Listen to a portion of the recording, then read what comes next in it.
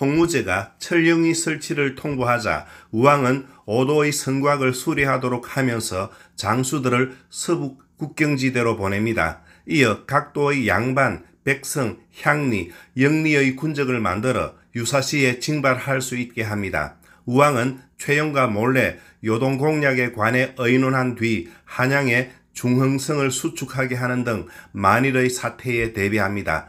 주목할 것은 몰래라는 말이 왜 나올까요?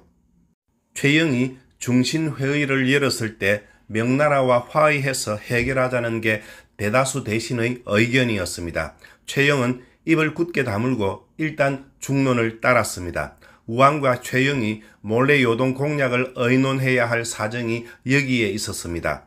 우선 명나라가 눈치채지 않게 보안을 유지해야 할 필요가 있었습니다. 그리고 대다수 대신이 반대하는 까닭에 또 백성들의 여론도 전쟁을 원하지 않는 까닭에 공개적으로 추진할 수 없었습니다. 우왕은 철령위 설치를 그만두어 달라고 요청하는 표문을 밀직제약 박의중 편으로 홍무제에게 보냈습니다. 박의중은 무사히 명에 도착했습니다. 요동이 막혔으므로 해로를 이용했을 것입니다. 그는 먼저 철령 이북의 문천, 고원, 영흥, 함흥 등과 공험진까지 고려의 영토라고 밝혔습니다. 이어서 반역자 조휘가 원나라에 갖다 바친 상승 총관부가 원래 고려의 땅이었다고 조목조목 설명했습니다. 그러면서 철령위 설치를 중지해달라고 요청한 것이죠. 박의중이 말을 잘해서인지 아니면 원래 고려를 길들일 의도였는지 위화도 회군 이후 홍무제가 고려 땅에 철령위 설치를 더 고집하지 않습니다. 그렇다고 해서 철령위 자체가 없어진 건 아닙니다. 요동에 철령위가 설치되었다고 합니다.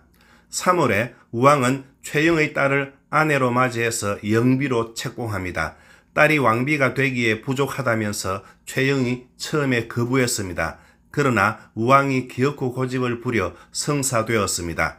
최영이 수상이면서 임금의 장인까지 되었습니다. 우왕으로서는 고려 최고 권력자인 최영을 든든한 우군으로 확보하고 싶었을 겁니다. 한때 수문화 시중을 지냈던 이자송이 최영의 집에 가서 요동 공략을 말리다가 변을 당합니다. 중신회의에서 모두 명나라와 화의해야 한다고 해서 안 그래도 열불이 올라있는 최영입니다.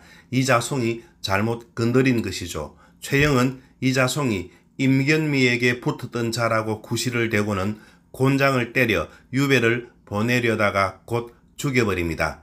북방의 상황은 점점 다급해져 갔습니다. 요동도사에서 철령위를 세우려고 요동에서부터 철령까지 70참을 두었다는 서북면 도안무사 최원지의 보고가 우왕에게 도착했습니다. 우왕은 마침 동강에서 돌아오다가 이 소식을 듣습니다. 그가 말 위에서 울음을 터뜨리며 여러 신하가 나의 요동을 치려는 계책을 듣지 않다가 이 지경에 이르게 되었다라고 탄식합니다. 우왕은 곧 팔도의 군사를 징발하도록 명령을 내립니다. 그러고는 직접 서쪽으로 갈 것이라면서 모든 신료에게 원나라의 관복을 착용하도록 지시했습니다. 명과 맞서려고 북원과 손잡겠다는 의지를 보이는 겁니다. 그러나 이승계와 신료들이 곧 도착하는 명나라 사신이 일을 마치고 돌아갈 때까지 기다려달라고 말립니다. 결국 원나라 복장 착용과 서쪽 행차는 없는 일이 되었습니다. 또한 당시 개경에 변발과 호복 차림의 사람들이 많았습니다. 사무에서 명나라 사신의 입국에 대비해 모두 금지했습니다. 아직 고려에서 원나라의 잔재가 완전히 사라지지 않았다는 걸 알 수 있습니다. 그런데 명을 치는 전략으로 북원을 이용하려고 생각하는 사람들이 정작 꼭 알아야 할 사실을 모르고 있었습니다. 현재 북원의 숨통이 끊어지기 직전에 있다는 사실입니다. 얼마 있지 않아 명나라 사신 왕등명이 도착해서 철령위를 세운다고 공식적으로 통보합니다. 왕등명의 벼슬이 가관입니다. 요동 백호입니다. 일국의 영토에 관련된 사항을 전하는 일에 천호도 아니고 겨우 백호를 보낸 겁니다. 홍무제는 끝까지 고려를 업신여기고 있습니다. 우왕은 병을 핑계로 만나지 않고 신하들이 맞이했습니다. 판삼사사 이색이 백관을 거느리고 왕등명을 접대했습니다. 명에 돌아가면 홍무제에게 잘 아뢰어달라고 이색이 청원했습니다. 왕등명은 천자의 처분에 있는 것이지 내가 마음대로 할 것이 아닙니다 라는 답으로 피해갔습니다. 왕등명의 답을 들은 최영은 격분했습니다. 더는 말로서 해결이 안 될 것으로 여기고 곧장 행동에 돌입했습니다. 요동에서 방문을 붙이러 온 명나라 군사들이 양계지역에 이르자 그 중에 21명을 잡아 죽이게 합니다. 양계는 함경도와 강원도의 일부 지역 그리고 평안도 지역에 해당합니다. 실제의 천령 지역까지 왔으니까 최영이 더는 참지 않은 것이죠. 다만 최영은 책임자인 이사경 등 5명은 죽이지 않고 가두어 두게 했습니다. 이때가 3월 말경입니다. 이제 외교적 해결 따위는 물 건너갔습니다. 명나라 군사들을 죽였으니 앞으로는 힘으로 해결해야 합니다. 우왕과 최영은 기어코 요동을 공략해서 그동안 홍무제에게 당했던 치욕을 씻어내려고 합니다. 이 장면에서 다른 이론을 제시하는 학자들도 있습니다. 최영은 이승계와 갈등이 생겨 고민하고 있었습니다. 이때 천령위 문제가 터지니까 최영은 이를 이용해 이승계를 제거하려고 맘먹었다는 설입니다. 조정을 전시체제로 몰아가면서 먼저 주도권을 확고히 합니다. 동시에 이승계를 요동으로 보내어 제거하려고 했다는 이론입니다. 정치적인 관점에서 보는 이 학설을 무시할 수 없습니다. 당시의 여론은 전쟁 반대였습니다. 대신들은 대부분 외교적으로 해결하자고 주장했습니다. 신진 사대부 출신의 문신들은 모두 친명파라고 할 수 있습니다. 이승계 역시 전쟁을 반대합니다. 그렇지 않아도 이승계와 문신들이 가까워지고 있는 형편입니다. 최영이 외교적으로 해결할 경우 이승계의 입지만 강화됩니다. 이를 일거에 타파하려고 최영이 요동정벌을 끄집어냈다는 겁니다. 우선 여기까지만 하고 계속 서술해 가면서 이 이론에 대한 설명도 병행하겠습니다. 한 가지 확실한 것은 기록만으로도 우왕과 최영이 홍무제의 고압적인 태도에 불만을 품은 지 꽤 되었습니다. 속으로 천불이 나지만 힘이 없으니까 어쩔 수 없이 계속 굽신거린 겁니다. 그러다가 홍무제가 천령위를 설치한다고 하니까 더는 참지 못하고 요동정벌을 결정한 것이 됩니다. 4월 1일의 기록을 보겠습니다. 우왕이 봉주에 갔다. 처음에 우왕이 최영과 단독으로 요동을 공격할 것을 결정하고 감히 드러내어 말하지 못하였다가 이날 최영과 우리 태조를 불러 이르기를 과인이 요양을 공격하고자 하니 경등은 마땅히 힘을 다하도록 하시오라고 하였다. 태조가 이르기를 지금 출병하는 것은 4가지 불가한 것이 있습니다. 중력합니다.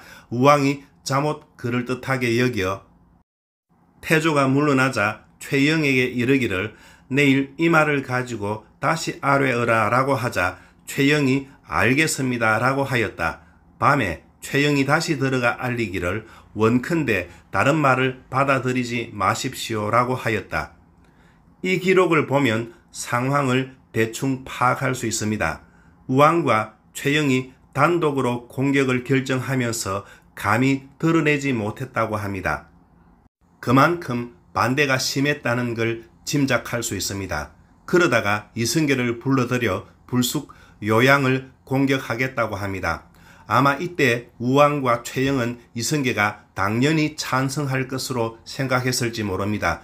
천령 이북을 내어준다는 건 이승계로서는 자기의 본거지를 내어준다는 뜻입니다. 하지만 이승계는 그런 것과 상관없이 공격을 반대합니다. 이승계는 출병에 따르는 위험 부담이 너무 크다고 판단한 것이지요. 또한 이 장면에서 천령위가 실제 천령과는 관계가 없어서 그랬다고 하는 학설도 있습니다. 압록강을 건너는 지역이어서 이승계가 신경을 쓰지 않았다는 것이지요.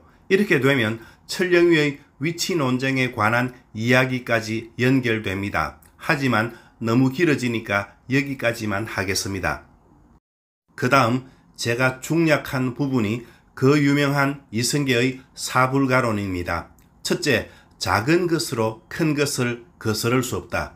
이 말 자체만 따지면 사대주의라고 비난받을 수 있습니다.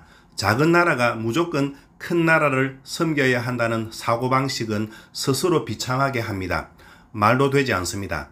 다만 객관적인 판단에서 현재의 고려 국력으로 요동을 지배한다는 것은 무리입니다. 완충 역할을 하던 나하추는 명예에 붙어버렸습니다. 간당간당 버티던 북원마저 명나라 장수 남옥의 15만 정벌군에게 곧 숨이 끊어집니다. 특히 훗날 영락제가 되는 홍무제의 넷째 아들 연왕 주체가 요동과 가까운 북경에 주둔하고 있었습니다. 아직은 홍무제가 건강하게 살아 있어서 명나라에서 내분이 일어나기 훨씬 전입니다.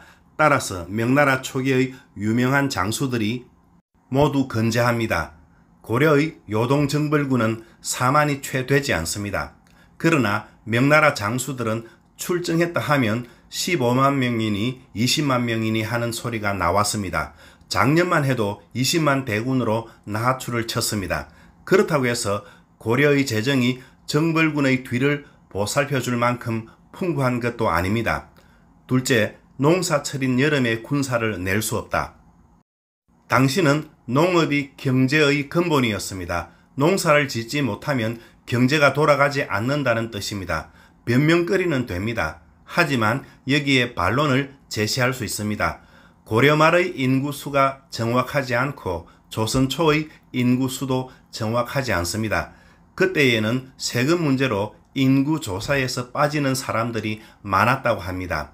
아무리 못 잡아도 고려 말에 몇백만 명은 되었을 겁니다. 전국에서 4만을 징집하고 또 보조 인원까지 뺀다고 해서 나라 전체가 농사를 짓지 못할 정도는 아니라는 것이죠. 결국 하나의 구실에 불과하다는 말이 됩니다. 셋째, 왜구가 빈틈을 노릴 것이어서 안 된다. 이건 틀린 말이 아닙니다. 왜구의 기세가 꺾이긴 했지만 설치는 건 여전했습니다. 그리고 고려의 대군이 요동으로 떠났을 때 남쪽에서 왜구가 어김없이 횡포를 부립니다.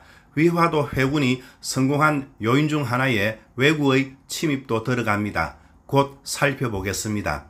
넷째, 장마철이어서 활의 악교가 느슨해지고 대군에 질병이 들어서 불가하다. 이것도 핑계라면 핑계이고 사실에도 해당합니다. 다만 우리가 그러면 적도 그렇다고 반박할 수 있습니다. 즉 이것 역시 싸우기 싫으니까 억지로 핑계를 갖다 댄다고 비난할 수 있는 겁니다. 어쨌거나 처음에 우왕은 이승계의 사불가론에 일리가 있으니까 일시적으로 흔들립니다. 그래서 최영에게 내일 다시 이야기하자고 했습니다.